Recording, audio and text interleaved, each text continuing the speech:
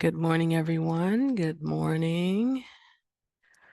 Well, you had an experience with hatching, right? So does anyone want to give me an update in terms of their experience? We won't spend a lot of time, but what was, anyone can jump in and just say what's your experience, positive, negative, whatever it is, with hatching. How was it? Challenging? Had you done it before? Did you improve? Did you just kind of go, oh my God, this is just not the thing, not the one? I thought Not it the was thing. hard. It was like, You yeah, thought I it was was what? getting frustrated and I wanted to do is it called cross hatching? Like I kept being wanting to do that and then being like, no, I'm not supposed to do that. Right, right. I was kind of Yeah, pulling my hair out with it. Yeah. But I yeah. did like how it ended up. Like the final product, I liked it. I was like, oh, this is cool. So Oh, okay, cool, cool, cool. Yeah, hatching is, I think, is more challenging than cross hatching because you're restricted with those parallel lines going in each direction, and you really have to think, right? Especially if you have an enormous amount of details on your paper, you'd have to really think what you want to do.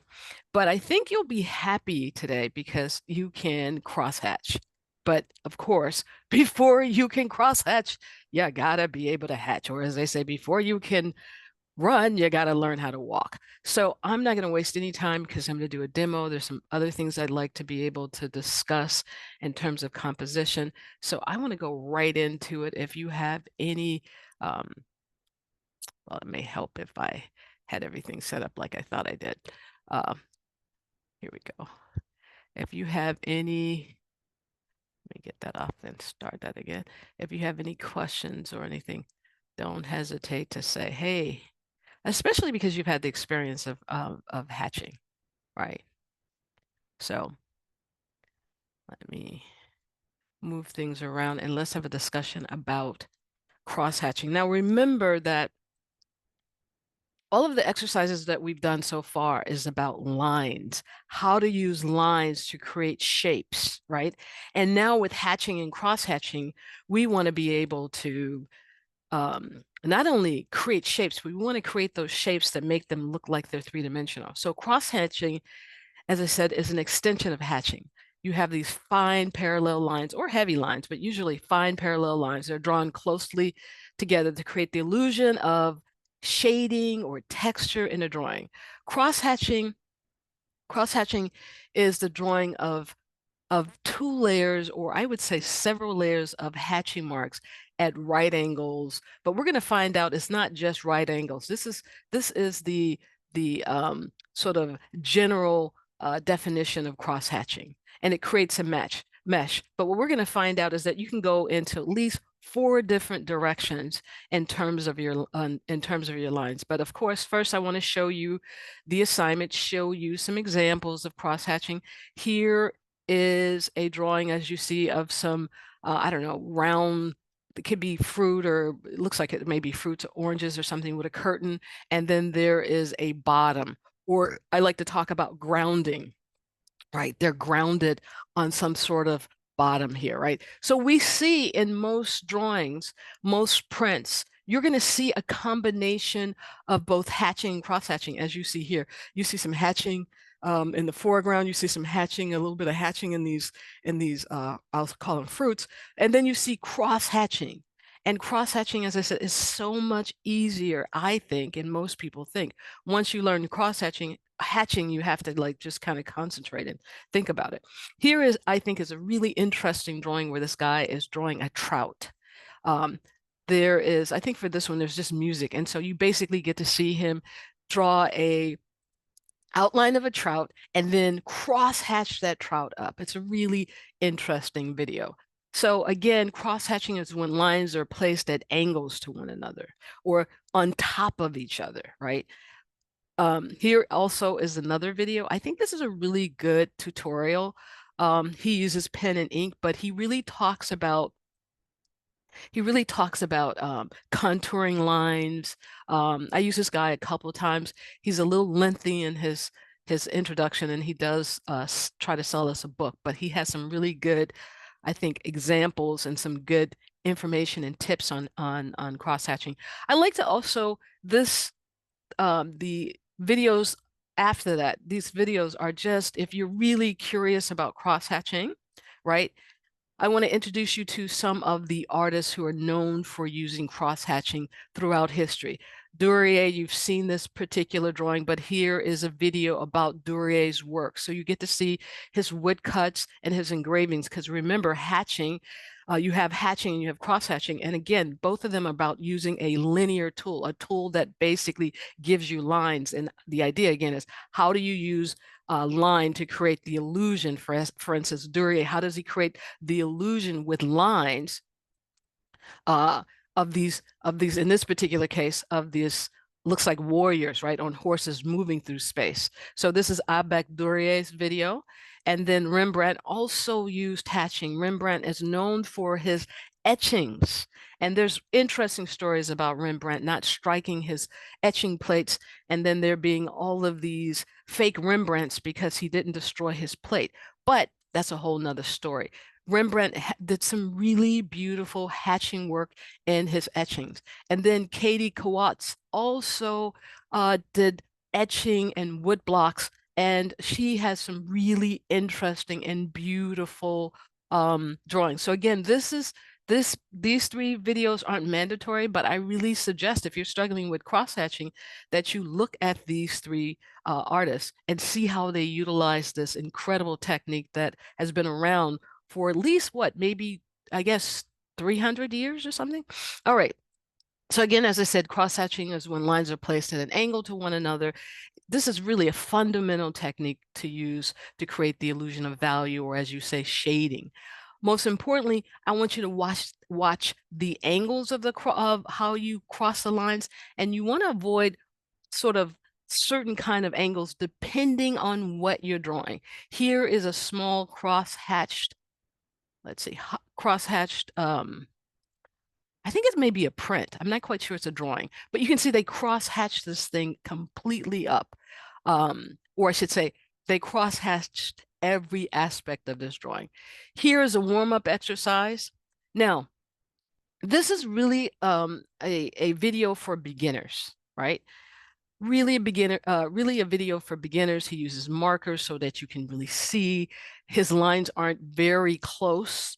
It's much more like a mesh, but we're going to talk about that a little later. And here is an example of a cross-hatching value zone, very similar to what you did before. So of course, this is what we're going to start with. This is the exercise to learn how to cross-hatch. We're going to have to create a value zone, and then we're going to create a circle, and then we're going to cross-hatch it into a ball, just like you hatched it into a ball, right? So here's that example. And here is a real, again, a real simplistic cross-hatched ball. You can't even see the outline. So this person looks like they didn't create an outline, or if they did, it's so faint. It's made up mostly of cross-hatching. All right, here's another, that same guy does pen and ink cross-hatching. He really gives you some great tips. And so you could see in this particular video, you could see how he talks about contouring your cross-hatching lines around the shape and what happens when you flatten them out. So great video. And remember, we saw in hatching, I showed you this image, right? Well, this is a video, and this is really for your listening pleasure. Well, there's no sound, as you can see, there's no sign, but your visual pleasure. It's really interesting how you see hatching and cross-hatching creating this kind of environment. All right, so this is much more for your artistic situation here, right? Let's look at what you're going to do. You're going to make a cross-hatching zone, real simple. You're going to make a cross-hatching zone, and then you're going to make an outline of a circle, and then you're going to cross-hatch it up, right? Just like you did before, but it's cross-hatch. You're going to make a good picture. You know, I would prefer that you create a JPEG, because if you create a JPEG, then I can go and do a overlay and make little adjustments and give you some advice. But if you have a PDF, the PDF is it will upload or it would load outside of Canvas. So it's a little restrictive. You'll get graded, but you can't get any advice. It's available today, due October the 2nd. So this is an exercise that you want to do right away. You want to practice this right away. You don't want to waste any time. Now let's move on.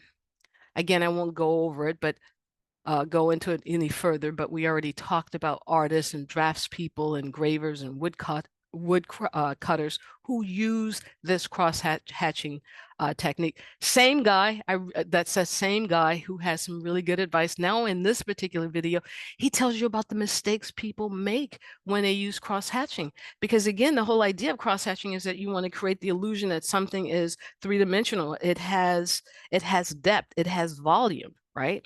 And so you want to be able to, again, contour those lines around the form. And you want to really pay attention to the type of shapes you create and the type of lines you create. So that's a really good video. All right. So after you've done your exercise, you've made your zone, you made your ball, you want to create a still life with like 2 objects and a fruit or a vegetable on a table. Again, you know you got to use outline, or it's not like you have to use outline, but outline is not important for the viewer. Outline is simply a way to give you directions on what your shape is. So you don't need this really heavy, what we call actual line of an outline, but you do need to have an outline, and then you want to hang your cross-hatching on it. So what we're looking at is some examples. Here is a cross-hatched still life, right, of 3 different objects. Now I'm going to start right away talking about, I've had some students who, when you create a still life, when we're talking about still lifes, you notice I said 3 objects, right? These 3 objects or 3 things are close to each other. You do not want to create a laundry list. What do I mean about a laundry list? A laundry list is when you put something, you write something here, you write something here, you write something here. That's a laundry list. I should not begin drawings where there's an object floating in the air in one corner, floating in the air in the other corner, floating there. We're way past that. You should have been looking at videos, and you need to be able to pay attention to what you're looking at. So me lecturing the assignment is one thing, but all of the examples, you want to pay attention. You see these objects, they are grounded. They are next to each other, right? Also, notice they're not on the lid or this line. Notice this is a rectangle, right? They're not right on the edge of the paper. There's something called space. I'm going to talk about it a little more. Now look at these 3 objects, beautifully cross-hatched, right? So you can imagine what I did with this in the homework is that I gave them a horizontal line. You could also get a diagonal line, right? And I don't think I can do this with my tool. You know what? I think I can. Let's see if I can. I want to show you what, see if it'll give me. Oh, here it is. All right. So notice how this, try not to draw through the thing, how something like this, not a straight line, just grounds that. Now, this also needs shadows, but that grounds that particular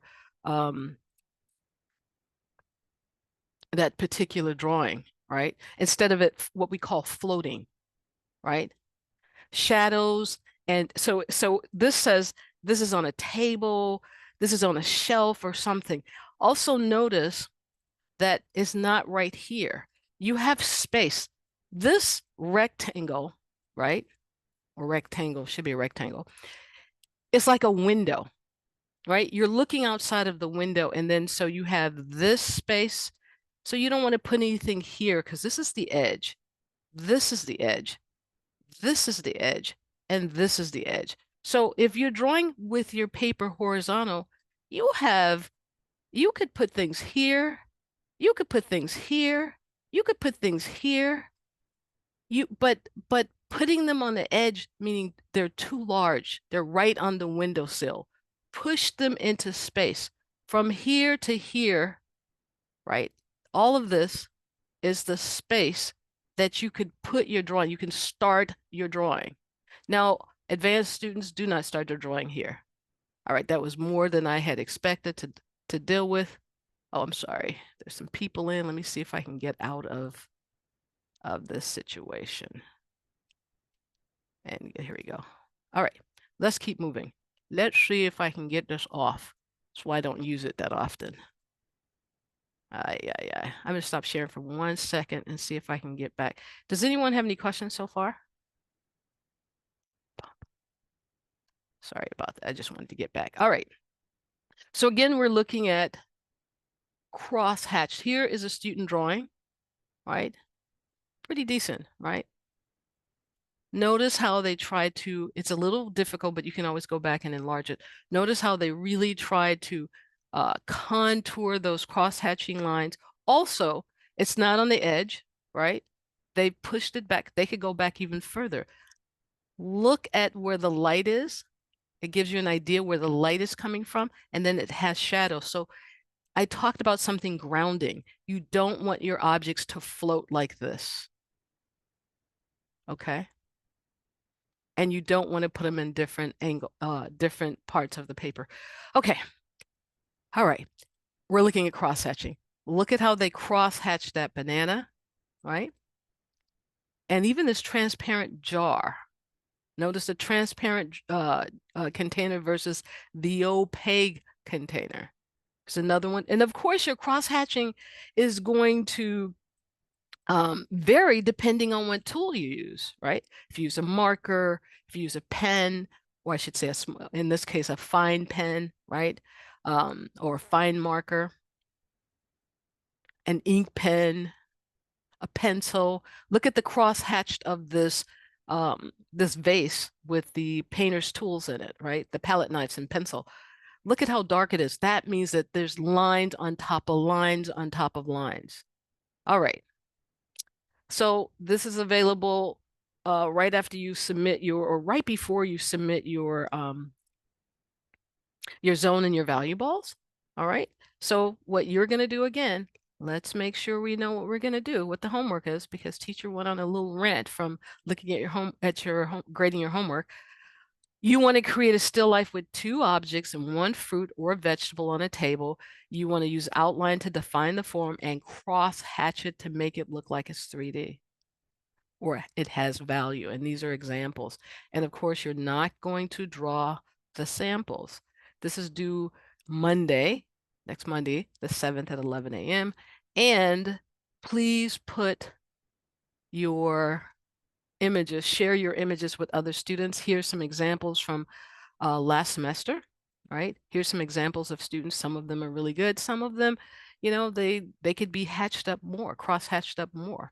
And remember, in this particular case, you're going to use hatching and cross-hatching, but mostly cross-hatching because that's how we usually see it. All right, questions? Okay. Do you have any tips for shadows? I Sure. found that my shadows don't look right. So can you see the shadows when you create your still life? Are you creating the shadows? Does that make sense? When I see, no. What's the question? So the question I have is that when you're setting up your still life, do shadows exist? Yes. Okay. You can see them. I can see them, and then when I draw them, I'm doing something wrong. Okay. So remember I talked shadows are going to be flat, right? The shadows that you see often if you set up your still life, they're going to be these kind of contorted flat shapes on this surface, correct? All right. You actually have to draw what you see. So I'm not sure how you're drawing, but remember, when I do the demonstration, I'll show you some ways in which to create lines, because I think what happens is that I've noticed over the many years is that people only think of 1 or 2 ways in which to create lines. Does that make sense? In space. Now, I made a point of talking about that rectangle being a window, for instance. So in Western in Western civilization in terms of art history, as well as studio art, is based on this concept of looking out the window. Okay? When you look out the window, everything that's close to you is large, right? In focus. As you slowly go back, and maybe if you are lucky, you have a neighbor who's far away, right? As you slowly go back, so say there's a tree near your window, it's big, you can see the texture. As you go back to what we call the middle ground, maybe there's another tree. You can't see the texture, it's smaller. You go back even further, there could be another tree, you can't see it as much, right? So you have focus, slightly out of focus, and out of focus. That's how our eyes see. That's how our brain think. So often when people draw, they go up and down, or this is, right, vertical or horizontal. They never think of angles. You never think of diagonals. So you're talking about shadows, they're diagonals often because you have usually a vertical thing, and then you have a horizontal, but it's slightly diagonal. Does that make sense? Yes, it Okay. does. Mhm. So like I said, I'll just show you some just ways to think. So if you can, this is why I keep harping on draw what you see as opposed to what you think. If you draw what you see and go over in the deep end, and try it, you'll find out that there's no straight lines in anything, and everything is kind of in this kind of angle. And everything is based on geometric shapes. Okay. Everything is based in drawing and painting and in construction. So even if you took graphic arts, engineering, everything is based on geometric shapes. Everything. Okay. In drawing, man-made, woman-made, geometric shapes. Nature is what? Organic, right? It flows, which is what I was trying to get you all to do with blind contour and contour. It flows to get you out of that vertical horizontal thing, right? So anyway, I lost my thought, and let me get back to the homework, because as you can see, come to office hours. This is stuff that I talk about. Let me get back to what I'm doing, because I want to make sure. But I want to make sure that I get everything in.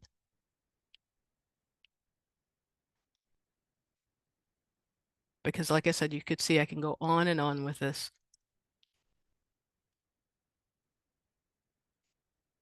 I'll try to talk a little bit about it as we look at the slides.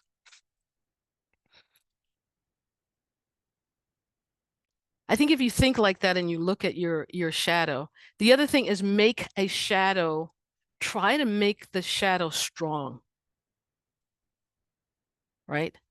That means you might have to, create a box, put one light in or something like that, so you can really see the shadow.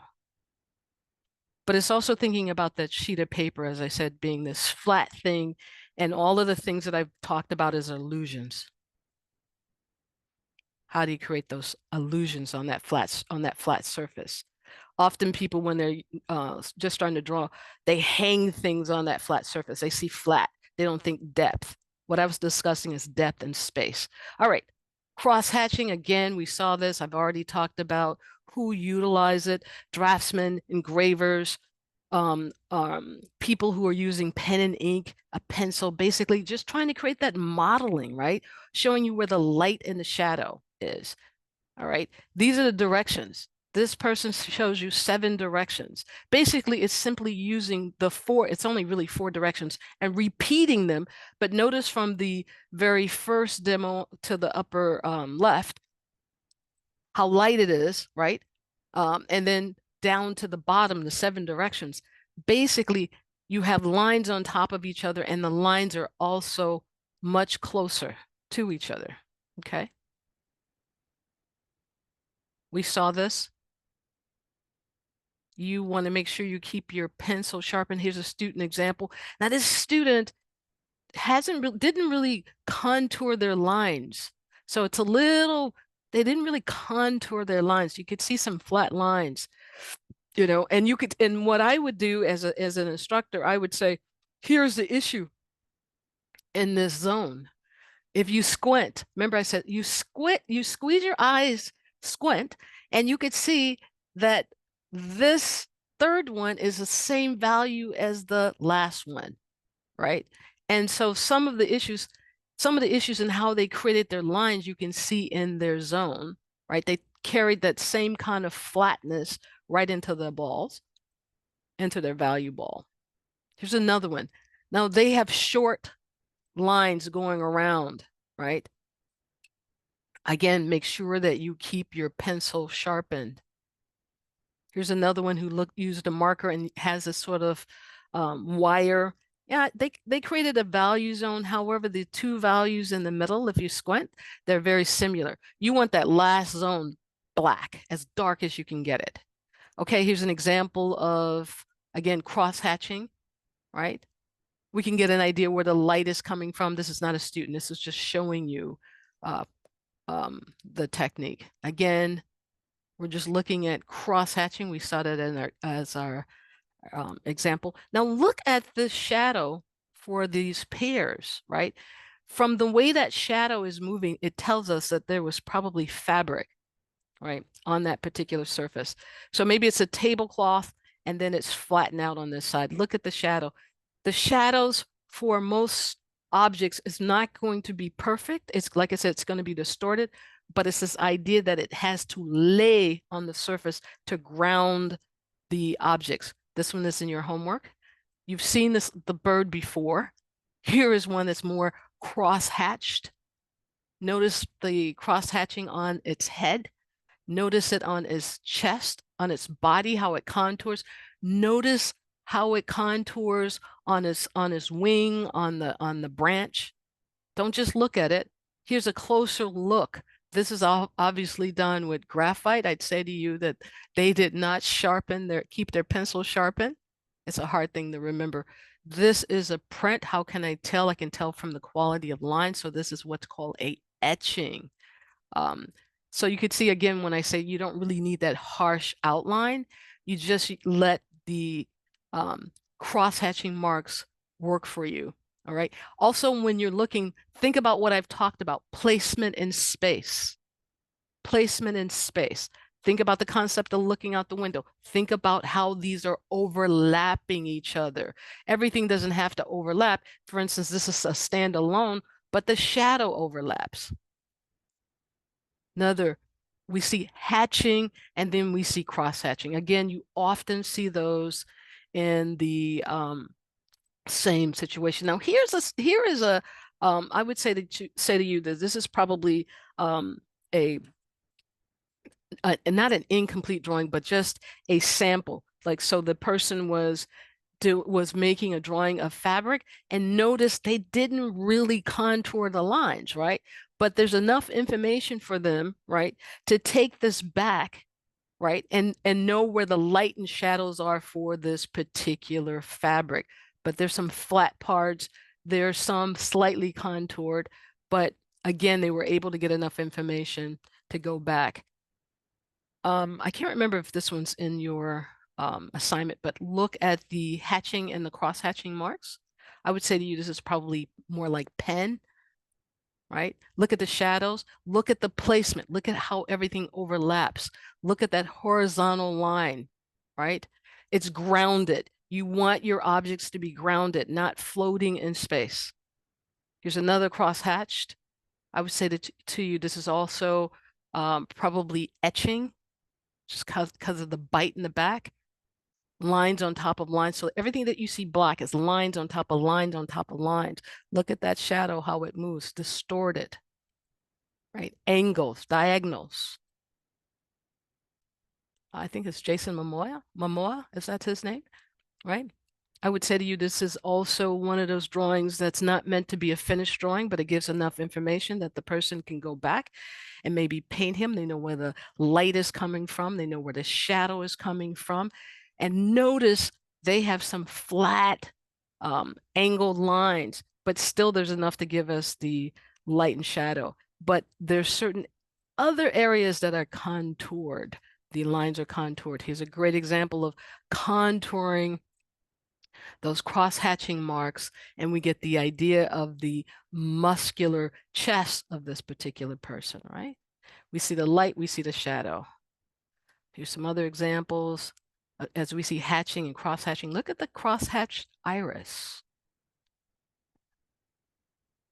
Some different examples. This is what happens. Once you learn cross-hatching, you can do what you want, whatever you want to, right?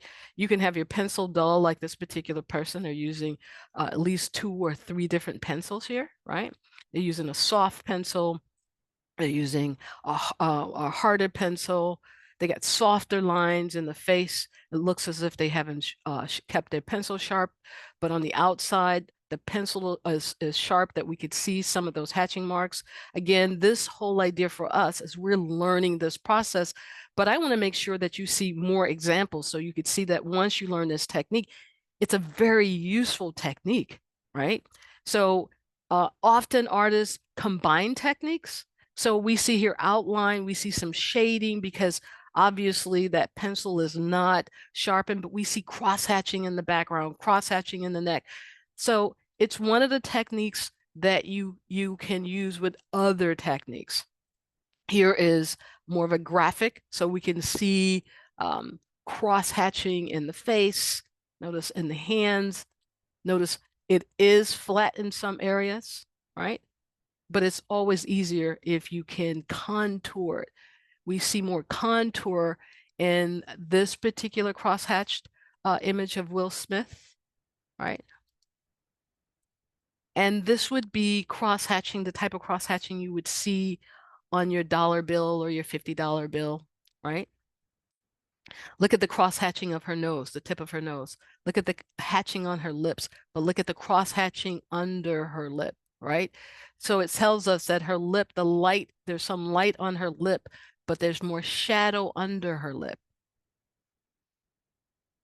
Another example, this is also a preliminary study, right? Again, we can tell there's all of these images. So for people who like I said, like to make a laundry list, this is an artist who's used one sheet of paper to just turn that paper around to create little studies of the figure, right? And then again, they're still creating studies of the figure here. Maybe this is what they like even more. This is going to be part of their painting, of their drawing or their painting, but often artists use preliminary studies, right? And then go in just enough to give, where's the light, where's the shadow? I think we've seen this before. Look at the cross-hatching on the back, on the shoulder, on the side of the face. Look at the hair, which is kind of hatching, right? Real simple, a shoe. Doc Martens. I always thought this was really interesting because you can't find an outline. And so you can see the difference in cross-hatching when an outline is not even present, or if it is, it's so you could barely see it, to when you can actually see the outline. But look at the hatching marks of this landscape, right? Look at the rocks at the lower right where I am. Look at the houses, right? The buildings on the upper left corner, right? Look at the hatching marks. Look at the cross-hatching marks around the eave. Look at the cacti. All right, let's look at some student work. This is some cross-hatched of student work. Now, I want to put a little line, I'm sure I did, in their homework, but it's still a pretty good cross-hatching. You saw this one already. Some of these are in your Padlet. It's pretty good cross-hatching. Look at the black handle. Beautiful, especially at the top. They got that little light, just if you've ever used one of these coffee pots, right? Beautiful cross-hatching at the bottom. Really lovely cross-hatching, giving you the idea that this thing is metal, right? Lovely little cup here. Wonderful highlights. Apple standalone, right?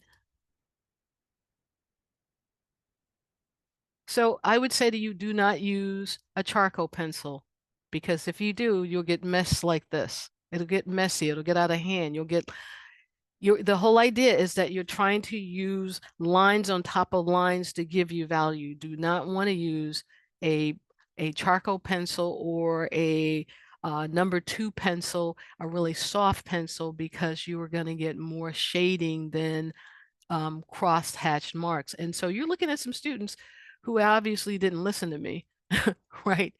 And I'm not advocate. I think they're good drawings, but again, this is about learning to cross-hatch. This is learning about really trying to make sure that you understand how to use the technique well enough, right, that you can create the illusion that the thing is three-dimensional. Now, this is a wonderful example of space.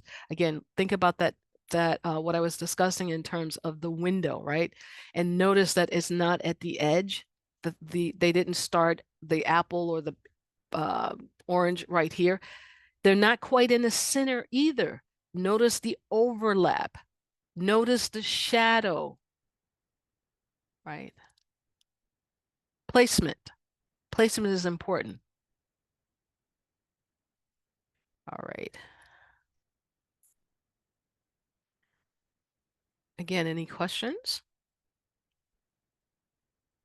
All right, let's get down to our second camera.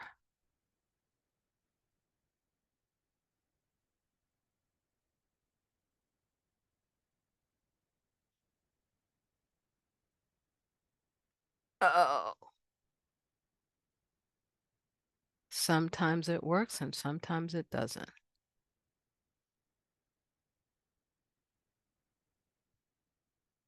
So give me 1 second. Let's see if I can switch it again.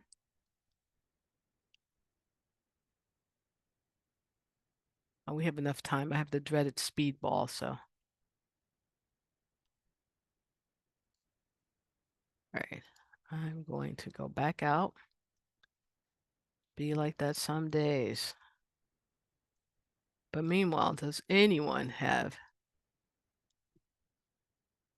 any questions? I'm hoping I can get a demo done today. Now, of course, I tested. Ah, here we go. Of course, I tested this. It's giving you my chords.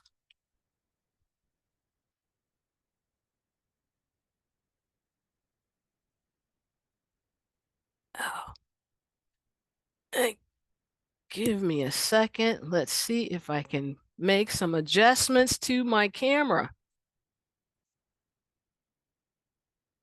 And you not see my whole underpinning. I think my iPhone has decided to come in. If not, you're going to have to look at the example. Sorry about that. You know, school is not, an online course is nothing unless you have some technical issues. But meanwhile, you can ask questions while my camera decides that my phone is picking it up. Hiya. Hiya.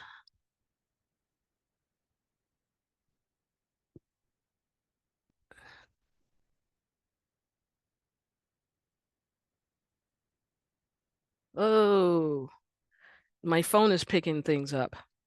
All right. Sorry, guys, this is not happening today. I am so sorry.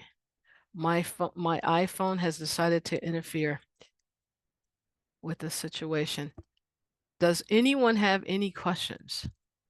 I do have a demo. I would say it's not the best, but it does show, I do show you how to hatch.